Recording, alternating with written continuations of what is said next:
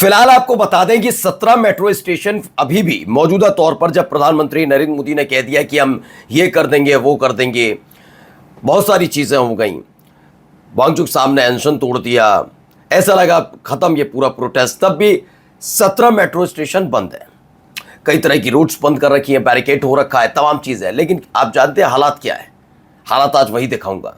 सोचिए 20 तारीख को ये भीड़, मतलब 19 तारीख की रात जुटी, 20 तारीख मान लिए, 21, 22, 23, 24 और ये 25, या छठा दिन है। अगर प्रॉपर देखें वैसे 7वां दिन है 19 तारीख के हिसाब से। लेकिन अब 7 दिन में कोई असर नहीं पड़ा। आपको दिखाएंगे खाने पीने के इंतजाम। एक वीडियो आई थी जिसमें एक हिंदू महिला जो वहीं थी जब लाठीचार्ज हो रहा था, तो उसने पास के मंदिर में शरण मांगी थी, वो मंदिर के दरवाजे बंद कर लिए थे। लेकिन आज मैं आपको दिखाता हूं क्या ऐसा मुसलमान कर रहे हैं या दूसरे समुदाय के लोग कर रहे हैं। हमने अभी इससे के समुदाय के लोगों को देखा, वहां वो पहुंचे, उन्होंने कैसे हेल्प की। अभी एक लड़के का और वीडियो आया था, उसने बताया कि जब ज़रूरत थी तब मस्जिद खुल गई, गुरुद्वारे खुल गए, लेकिन मंदिर बंद कर लिए गए। ये सब तमाम चीज़ें, इन सब के बीच एक नाम बड़ा गूंज रहा है, नाम है जुनैद भाई का। तो ऐसा क्या किया जुनैद भाई ने, वो भी दिखाते हैं, और दिखाते हैं अलग अलग कार्रवाई के तौर पर, मतलब कैसे इसे दबाने की कोशिश हो रही है। लेकिन जितना इसे दबाया जा रहा है, ये पूरे देश में और फैलता जा रहा है, और कहाँ कहाँ नई जगह प्रोटेस्ट हो रहा है वो भी दिखाते हैं। नमस्कार, मैं हूं प्रज्वल गौतम और आप देख रहे हैं the live TV. The live TV, सच सबसे आगे। ये देखिए खबर आई है निकलकर, पहले ये देखिए वीडियो।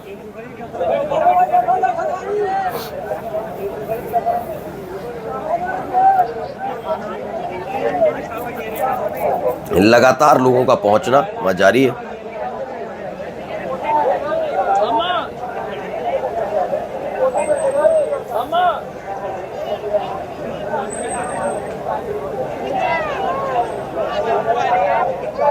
ये देखते चलिए।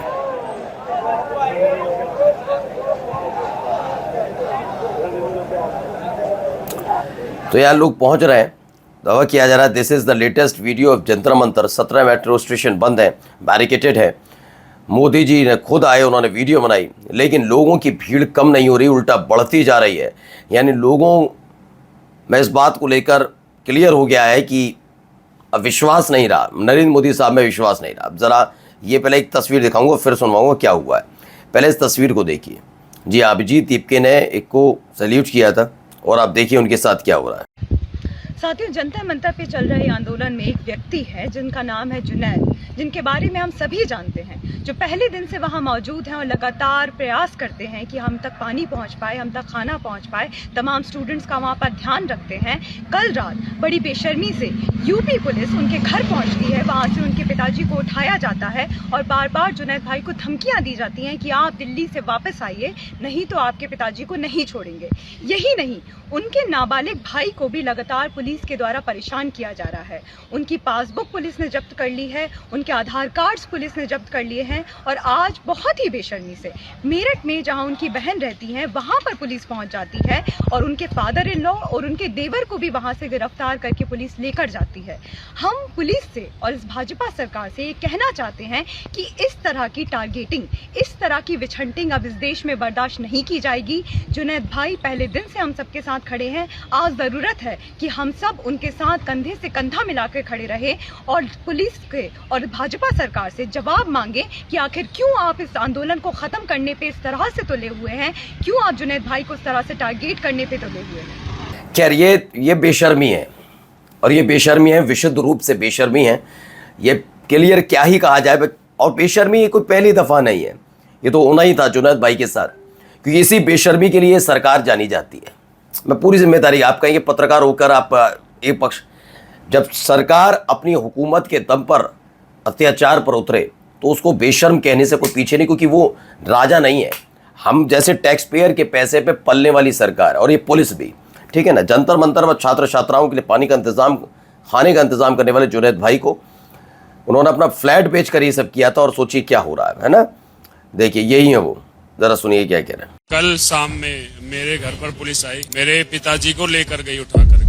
मेरी बहन रहती है मेरठ में, उनके ससुर को और उनके देवर को उठा कर लेके गई। बहन भाई हैं, मेरे पिताजी माताजी, सबकी पासबुक वो जब्त कर लिए, सबके आधार कार्ड जब्त कर लिए। ये कह रहे हैं कि मेरे थाने में कि मुझको लाके यहाँ पे दो तो हम आपको छोड़ देंगे। अब सोचिए ये स्थिति बनी है, फिर कहा जाए कि कुछ कहिए मत। अब आइए आगे देखिए, जितना और करोगे उतना और ज्यादा वो। ये देखिए खदेड़ दे।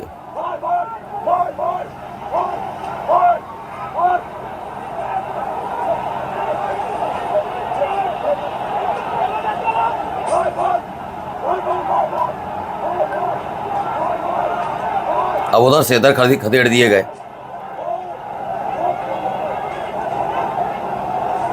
घिर गए, पुलिस वाले ही घिर गए। अब देखिए ये स्थिति बन रही है। लगा कैलकाटा की है। पश्चिम बंगाल में भी छात्र और पुलिस जवान आपस में भिड़ रहे हैं।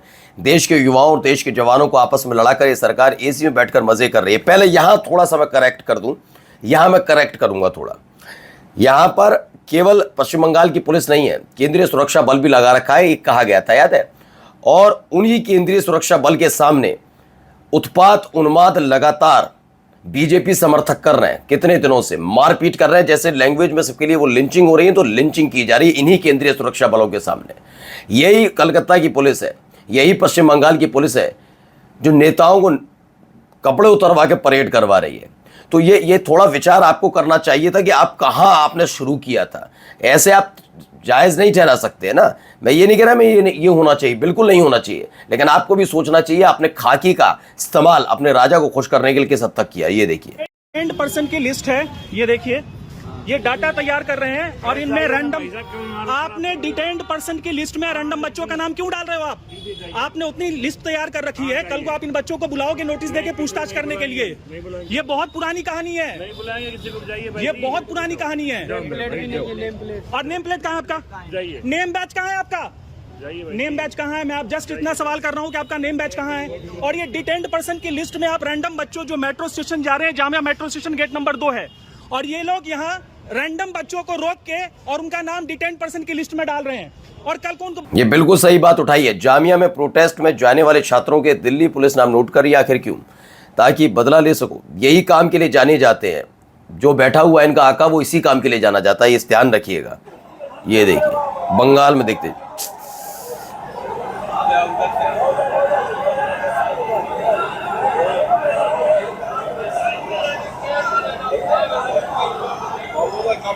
देख रहे हैं कितनी बेतहाशा भीड़ है बंगाल के अंदर। बंगाल में लोग सड़क पर उतर आए। अब ये वही बंगाल है जहां पर अब तक कहा जा रहा था बीजेपी की लहर है। देख लीजिए, ये देखिए एक और वीडियो निकली, ये हंसराज मीना ने डाली है।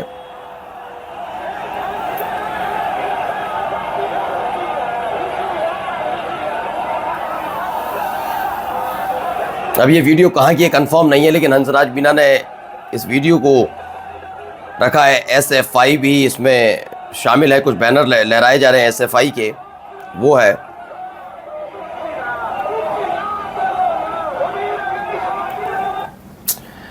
तो ये वीडियो भी निकलकर सामने आई कैसे वहां पर। आइए यहां देखिए जंतर मंतर पर क्या हो रहा।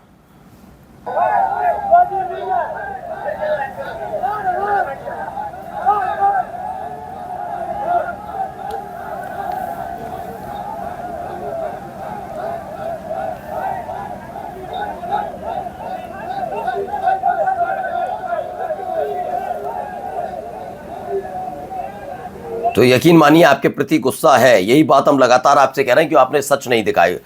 हुआ ये कि जंतर मंतर में प्रदर्शन के दौरान एक बात लगातार उभर कर सामने आई। भीड़ के एक हिस्से में मीडिया के प्रति गहरा आक्रोश दिख रहा है।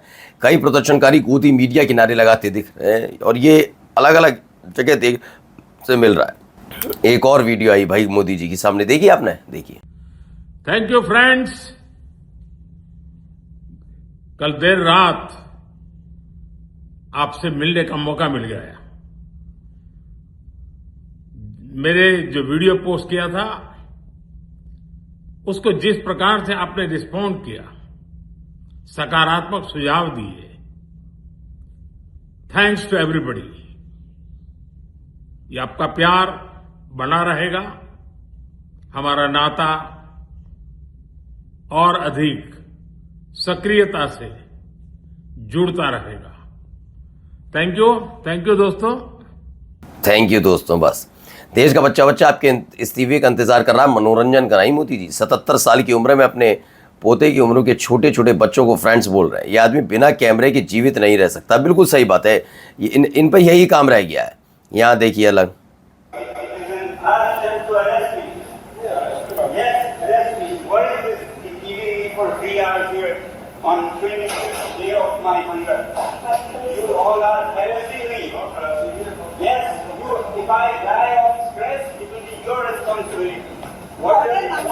आप लोगों को बदतमीजी कर रहे हो, ऑर्डर लेके अब बताइए नया ट्विस्ट आया नहीं आया? इसमें बताया अगर मैं मर गया तो आप पुलिस वाले जिम्मेदार होंगे। गजब बदतमीजी है। देश के सम्मानित नागरिकों में शुमार और छात्रों के हित में 26 दिन की भूख हड़ताल पर रहने वाले सोनम वांगचुक जी जब हॉस्पिटल से निकलने की कोशिश कर रहे थे तब मोदी जी के इशारे पर पुलिस उनको अरेस्ट करना चाहती थी। इस बेशर्मी के बाद तो मोदी जी को इस्तीफा देना चाहिए। ये कह रहे हैं, लिखा है कि अभी क्या क्या है इसमें कंफर्म किया जाएगा और हालात वाकई और पेचीदा बनते जा रहे हैं वहाँ पर।